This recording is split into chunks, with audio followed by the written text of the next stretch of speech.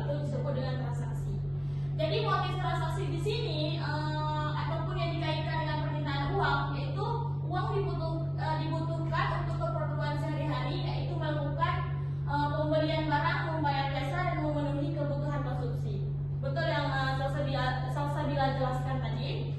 Misalnya nih, kita mau beli perlengkapan rumah, itu disebut dengan kebutuhan sehari-hari atau transaksi.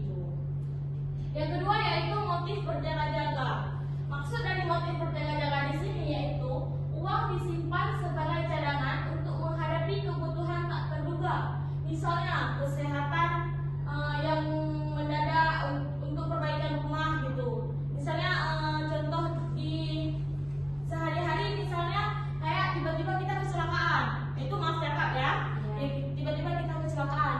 Kita ada uang yang kita simpan untuk berjaga-jaga. Misalnya di masa-masa yang darurat tadi, kayak tiba-tiba kecelakaan, kita mempunyai uang yang kita simpan untuk khusus berjaga-jaga gitu. Yang ketiga yaitu motif spekulasi. Motif spekulasi di sini uang dipegang untuk menanti kesempatan mendadak, keuntungan dari perubahan tingkat bunga atau harga surat berharga. Misalnya kita menabung di bank dengan bunga berapa sekarang bunga paling tinggi? Yang tahu? 14 ya, 14 atau 12 gitu.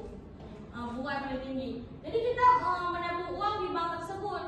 Pas kita mau ambil uang tersebut, kita udah uang kita itu udah berlipat, udah berganda gitu. Ataupun kita mau berinvestasi di emas, karena kan emas sekarang mahal kan.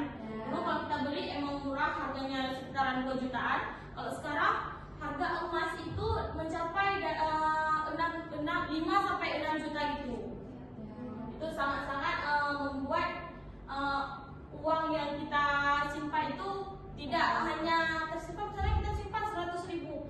Tapi kalau kita berinvestasi, itu uangnya mungkin akan bertambah, walaupun bertambah 50 ataupun 100 itu juga akan memberikan keuntungan bagi kita sendiri. Ya, paham?